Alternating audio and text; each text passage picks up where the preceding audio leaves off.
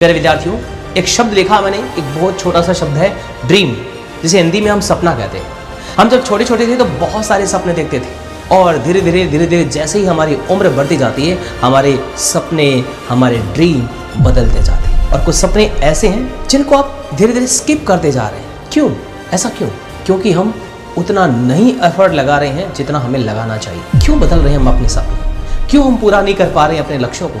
इसके लिए हम किसी और को, किसी बहानों को बहुत सारे ऐसे दोष दे सकते हैं, या कह सकते हैं ऐसी परिस्थितियां रही होगी, या ऐसा कुछ हो गया हमारे। ये सब और सब बहाने हैं। हर सपने को अपनी सांसों में रखो, हर मंजिल को अपनी बाहों में रखो। जीत आपकी होगी, बस लक्ष्य को अपनी निगाहों में रखो। प्यारे विद्यार्थियों, एक शब्द लिखा मैंने, एक बहुत छोटा सा शब्द है ड्रीम, जिसे हिंदी में हम सपना कहते हैं। हम जब छोटे छोटे थे तो बहुत सारे सपने देखते थे, न जाने कितने सपने देखते थे और धीरे धीरे जैसे ही हमारी उम्र बढ़ती जाती है हमारे सपने, हमारे ड्रीम बदलते जाते हैं। आपने भी सपना देखा होगा और अभी देख भी रहे होंगे। आप ये सोच रहे होंगे मुझे डॉक्टर बनना है, इंजीनियर बनना है, मुझे सीए बनना है, वकील बनना है, मुझे बिजनेसमैन बनना है। न जाने कितने सपने आप देख रहे हैं और देख भी रहे होंगे। और कुछ सपने ऐसे हैं जिनको आप धीरे धीरे स्किप करते जा रहे हैं और कुछ सपने ऐसे हैं जिनको आप बदलते जा रहे हैं। क्यों? ऐसा क्यों? इसका रीज़न है क्योंकि हम उतना नहीं एफर्ट लगा रहे हैं जितना हमें लगाना चाहिए। हम उतना नहीं कर रहे हैं जितना हमें करना चाहिए। क्यों बदल रहे हैं हम अपने सपने? क्यों हम पूरा नहीं कर पा रहे हैं अपने लक्ष्यों को? इसके लिए हम किसी और को, किसी बहानों को बहुत सारे ऐसे दोष दे सकते हैं, या कह सकते हैं ऐसी परिस्थितियां रही होगी, या ऐसा कुछ हो गया हमारे। ये सब और सब बहाने हैं। प्यारे बच्चों, अगर आपने जो सपना देखा है उस सपने को छोड़ना नहीं है। अगर आपको आईआईटी जाना है, अगर आपको डॉक्टर बनना है, अगर आपको सीए बनना है, तो आपको मेहनत करनी पड़ेगी। मेहनत से आप बच नहीं सकते। आप ये सोच रहे होंगे कि भाई अब मैं पढ़ते समय इसमें क्या रोल मेरा, मैं पढ़ाई करूंगा तो इसमें मेहनत नहीं करूंगा तो क्या मैं उस समय मेरा उस काम में मेहनत कर लूंगा? प्यारे बच्चों, हर काम में मेहनत लगती है। अगर आपने पढ़ाई में मेहनत नहीं लगाई तो आप अपने उस काम में भी मेहनत नहीं लगा पाएंगे जो आपका ड्रीम है, जो आपका सपना है, जो आपके पेरेंट्स का सपना है। इसलिए जो काम हम कर रहे हैं उसमें मेहनत पूरी 100% आपको लगानी पड़ेगी।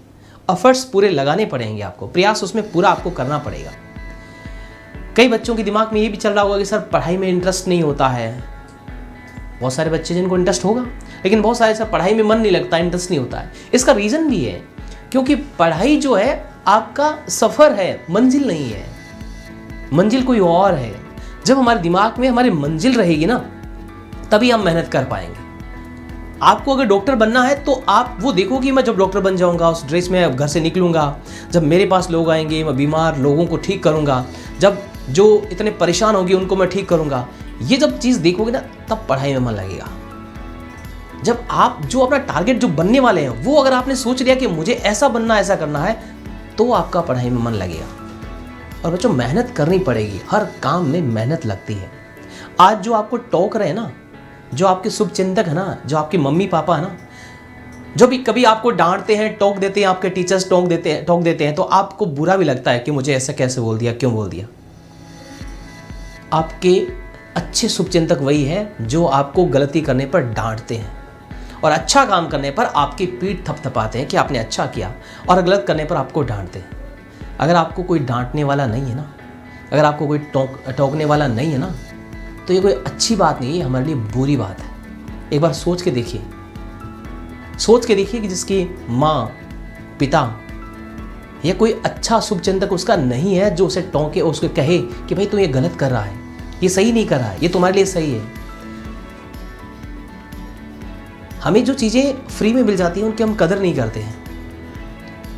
हमें रेस्पेक्ट करनी है, अपने मम्मी पापा की रेस्पेक्ट करनी है, अपने टीचर्स की रेस्पेक्ट करनी है जो आपको सही रास्ता दिखा रहे हैं, आपको सही राह पर ले जाना चाहते हैं। आपको जब टोकते हैं तो आपको बुरा लगता है कि नहीं यार क्यों बोल दिया मुझे, आपके लिए सही है वो। आज ये चीज़ समझ नहीं आई आपको, लेकिन एक समय बीत जाने के बाद में आपको रियलाइज होगा कि नहीं यार वो लोग सही थे, और जो हमें ये कहते थे ना कि नहीं ठीक है, मजे कर लो, घूम लो, फिर लो, ये कर लो, वो सही नहीं थे। सही और गलत की पहचान आपको खुद करनी पड़ेगी।